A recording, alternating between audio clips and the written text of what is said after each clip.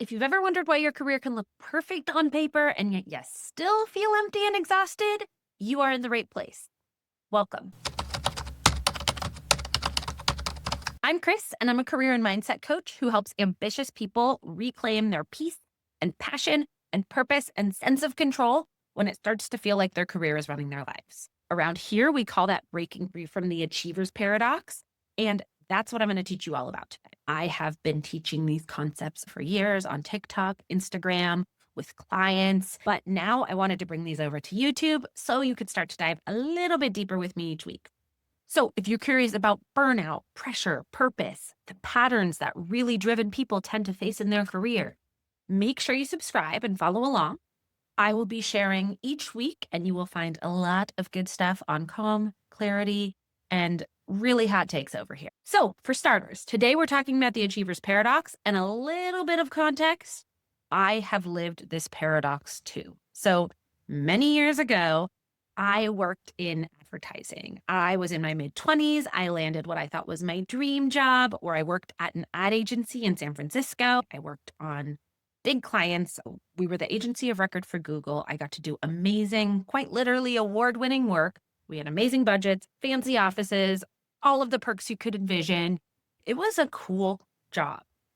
But this issue started to happen when eventually every win that I felt didn't really make me feel something. I started to feel that kind of that bone deep exhaustion of like going and doing and climbing and still not really having it feel the way you want it to feel. And this is something that I hear from clients a lot too, right? Is this feeling of I keep achieving, but it doesn't actually make me feel better. And that's often what I explain as the achiever's paradox. So today I'm going to walk you through this. And before I start walking you through this, I'm going to share you a handy dandy resource guide that I'm going to link here below so that any of you who want to follow along and dig back into this, you can have this resource guide to guide you. So here's the basics of the achiever's paradox. The achiever's paradox in and of itself is that thing where the traits that once made you successful start to work against you. These are the traits like proving and pushing through and your ability to say yes to things that did indeed help you climb up the ladder, but they start to keep you trapped on the ladder after a amount of time. And the reason that this matters and why I want you to understand is because there isn't a reason for your exhaustion. A lot of the people I work with feel like this is just them. It is a them problem. They are broken. There's something wrong with them. But in reality, that's not true, right? You are just truly operating on a system that was never designed for you. It was never designed for your well-being. It was never designed for your sanity. It was never designed to be sustainable. And therein lies the problem. Typically, for most people I work with, they have been taught their whole lives, either explicitly or implicitly, that achievement is worth. We were rewarded for pressure and performance and grades. We built an identity around it. And so it can feel really hard to know who you are without that or without the proof. And that is so often why we see this experience of having done everything right. But the more you achieve, like we said, the less it feels like you. It is therein lies the paradox. And that is kind of that big lie that I was alluding to at the beginning of this lie that impressive is fulfilled. But if you are here, it is likely because you have started to realize that maybe that's not working so well. So what you need to know, I'm going to kind of break this down into 3 sections that I'm going to explain. And we're going to talk about what it looks like, why it happens, and what it actually takes to change this. So getting into it, what the paradox looks like in and of itself, I want to share some of the kind of symptoms because I think this is what can really help you to identify, is this something that I'm struggling with? And at its core, the best way I can explain it is this achiever's paradox is our best traits, but turned up to an 11, turned up to an unhealthy level. So symptomatically, what we often see is burnout. That is a classic one that so many people can relate to. Well, burnout, can often stem from some of our good traits. Like we said, we are reliable, we are driven, we are dependable. Those are all wonderful things. But the problem comes when those go into excess. And so we are so reliable and so driven and so dependable that we overextend or that we never say no. or that we become everyone's go-to 24/7 and we are the martyr in our careers. That's when it starts to get into tricky spot, because by doing all of that overextending, by refusing to say no or have or hold boundaries, yes, of course you are going to burn out, because no one can do 110% every day. You are not built different. It just hasn't caught up to us yet. Right. So that burnout is often an overextension of this reliability, dependability kind of thing. And that's what leads to this burnout feeling. Another classic thing that I see with clients is this feeling of the existential crisis. So that feeling of I'm successful but unfulfilled. It is a classic high performer, overachiever kind of thing that I see. Right? And it's often, again, another example of the good being taken to the unhealthy level. So our good traits are we're ambitious, we're high achieving, we make impressive choices. And yes, that can be good in some ways, but when we start to use it as an excuse to abandon ourselves, then it's maybe not so good, right? Because all of a sudden we start chasing impressive over aligned. We start doing things based on what's going to look good in other people versus what feels good to us. And that is never a path to fulfillment. That is why I hear from so many people who say, oh my gosh, I, again, have everything on paper, but it doesn't actually feel good. And it's because you are living for someone else and not yourself, which of course that's never going to feel good. So that is another kind of classic trait we see, or a classic response to this achiever's paradox and being stuck within it. The next is analysis paralysis. So the healthy traits, if we were to look at the good version of these traits for achievers, it is them being thoughtful. It is them being detail-oriented. Yes, all of those things are great until, again, we turn them to an 11 and we start overthinking. We start ruminating and worrying about every move. We start getting stuck in analysis paralysis out of fear of getting it wrong. The best way I can typically sum this up is sometimes people are so afraid of making the wrong choice that they'd rather make no choice. And that's where a lot of people fall on this analysis paralysis thing.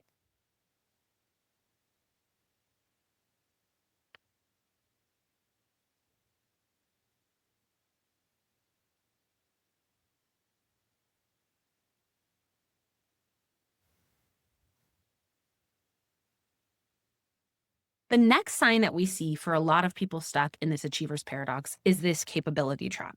And this is always a hard one to explain, because this thing where high performers really struggle with being less than perfect at something, right? So because you have always been someone who does well and goes above and beyond, you become the go-to. You become the competent one. You become the person that everyone can turn to, everyone's favorite expert, right? You become a beloved team player often. And this can be a wonderful thing in that it can lead to things like job opportunities or clients wanting to hire you, this, that, and the other. But the problem comes when, again, it gets turned up a little too high, and all of a sudden we become so comfortable being the expert and being competent and being great at things and being beloved that the idea of being anything less than that feels scary. Once this becomes an identity issue, capability becomes an identity issue, it starts to become a capability cage. It starts to become a trap where all of a sudden we need to uphold that expectation for ourselves forever. And as a result, we avoid growth, we avoid vulnerability, we avoid being anything less than excellent because that feels wrong, right? So often how this can look in a very tangible sense is maybe you avoid applying for a new job or avoid taking a new opportunity because you are the big fish in the small pond and it feels kind of yucky and scary to go somewhere where you don't know everything. Or this can feel like wanting to quit a new job after, the first day when you come home sobbing and saying, oh my gosh, I don't know anything anymore. It is this fascinating discomfort with learning, even though learning gets us to being that expert and that person who's competent and capable. We want to have learned. We don't want to actively learn because that's a lot less comfy. That's a lot more tricky. And that is this last one that I kind of want to use as an example here is putting yourself in situations, whether it's with a new job or taking on a project that's just outside of your comfort zone. A lot of this achievement paradox can show up in the real world as avoiding progress or avoiding opportunities because we're scared to be vulnerable, right? And so those are how this achievement paradox often looks in life. But as we kind of alluded to before, these are your strengths in overdrive. And so I want you to think about as a thought starter for this. And again, I'm going to be sure to drop this resource guide below so you can download it and get it and use it to kind of refresh and guide you. But I want you to start to think about which of your good traits in excess are harmful, because I think that is such a universal thing. All of our best qualities are great until we take them too far. It's great to be a harmonizer for a team until you start taking it too far and say, no, we're going to get along no matter what you say, because then that's just delusion. See how that works? So that is the first thing I want you to understand. I want you to understand what this achiever's paradox looks like. And next, I want to explain why it happens. This is a really popular question. Why do people do this? We know that this isn't sustainable. We know it doesn't work to continue to push harder. And often the people I work with are incredibly self-aware, and yet they continue to do this. And at its core, like I said, it's because it's learned. The things that we've kind of learned, I'm going to break through them in a couple of segments, are really conditioning, and that is why we do this behavior. So one of the pieces that to highlight kind of the why behind this is this achievement equals worth thing, right? Like I mentioned, for a lot of people who are high performers, they have been taught that, whether, again, implicitly or explicitly. They've been praised for achieving, and so the world continues to reinforce that. They've been praised for achieving, that feels good. They then get promoted for those things, or they get the good grades for those things, whether it's in school and it very tangibly, I get these grades and then I get into this college or I get into this program, I get this job, very clearly transactional at that time. And then even in the work world, we continue to have this reinforced of achievement equals worth, because all of this high achievement then leads to the promotions and leads to the climbing the ladder. And as much as those things are tangible results, it also drives that internal feeling of worth for a lot of the people who I work with, because it gives us that sense of belonging. It gives us a sense of value that is clear and easy to grasp. And it's not conceptual. Another reason we do this is achievement is dopamine. Like we said, it just physically straight up feels good. We all love to check off a to-do list. How often do people say they write things down just so that they can cross them off? In general, yes, of course it feels good. We get that little hit of dopamine. But the problem becomes, like I mentioned, when this becomes a loop. We get that short hit of like, oh, this feels good. I'm getting that praise. I'm getting that achievement. I'm getting that reward that gives me the nice, warm, fuzzy feeling. But suddenly, that warm, fuzzy feeling starts to kind of wear off, and it starts to kind of feel a little more standard. And all of a sudden, you need more. You need your next hit, so to speak, right? And we start chasing the next little bit of it. And so, of course, this achievement paradox is fueled by this physical dopamine and this internal self-worth mindset stuff.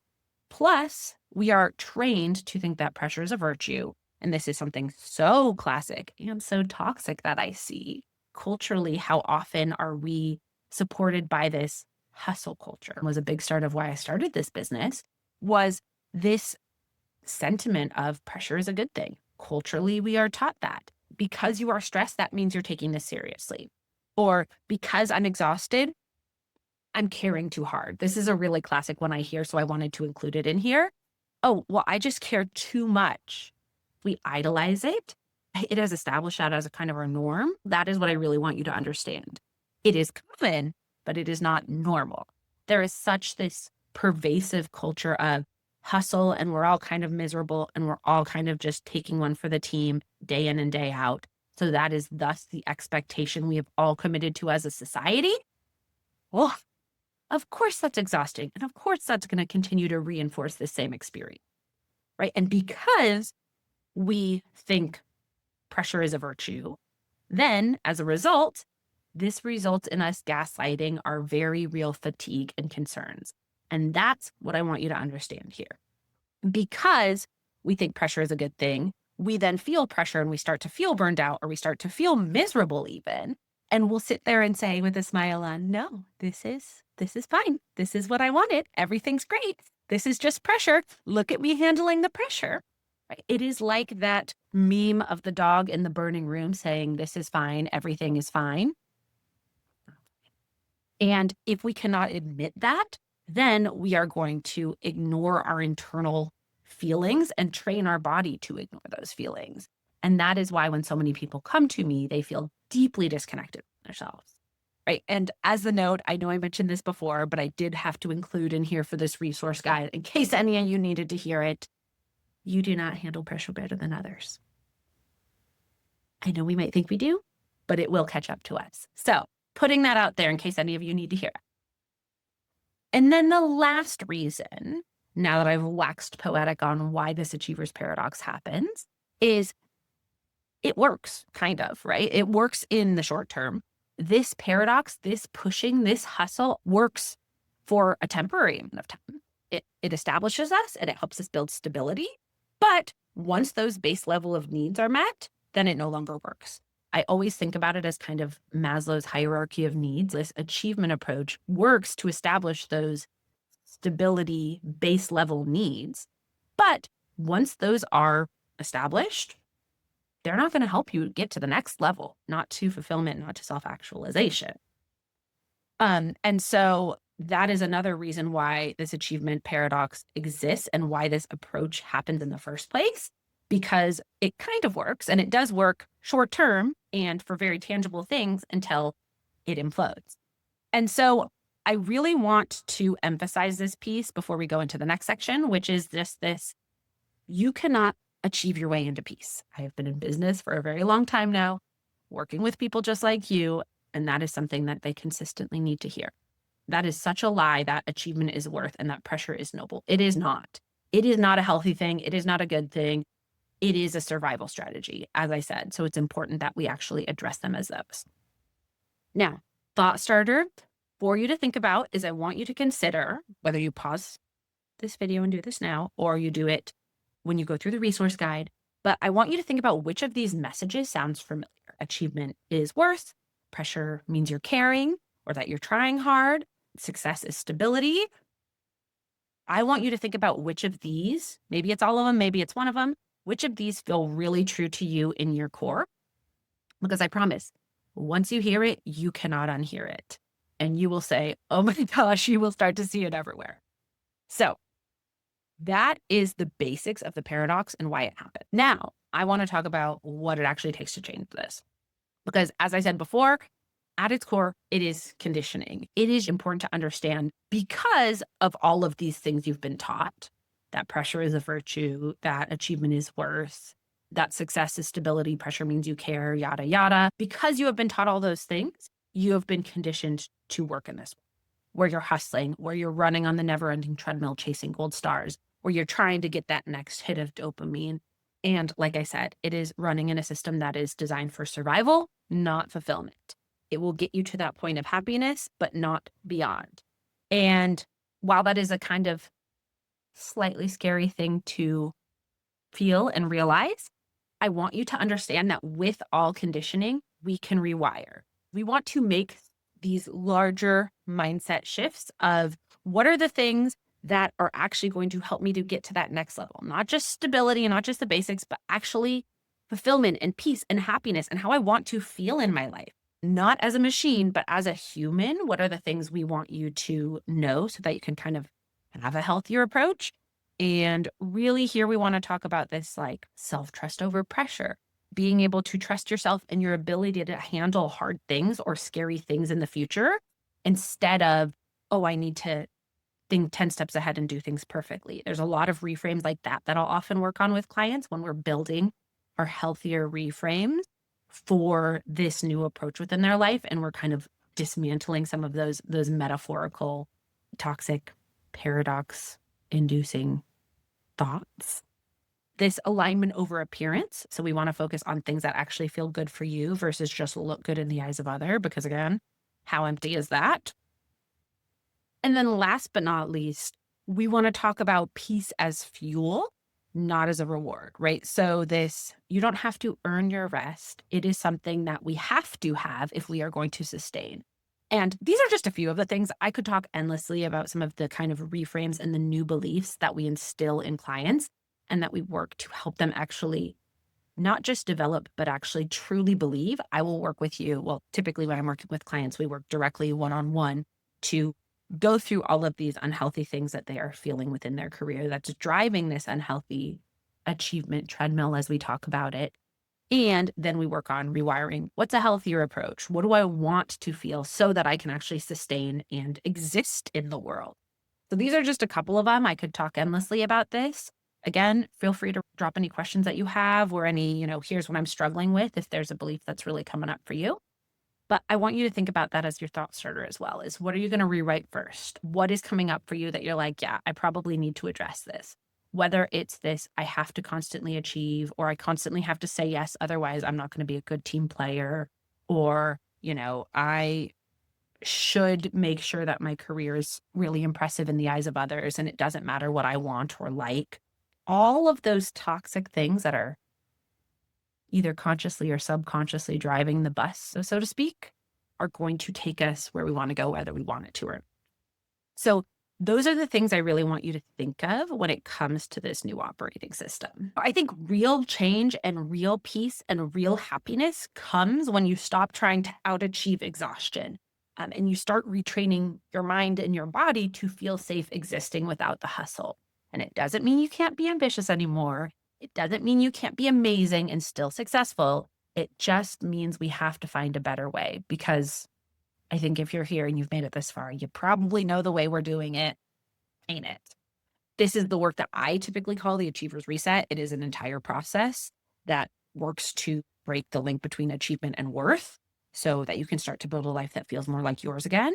I will be sharing more videos and actually talk more about the paradox, how my process works piece by piece. So for any of you, make sure to follow along if you want to feel that more peace, that healthier approach, while still being a badass, while still being successful and ambitious and capable and amazing, without running yourself ragged and without feeling like you're totally a victim or a bystander in your career and life.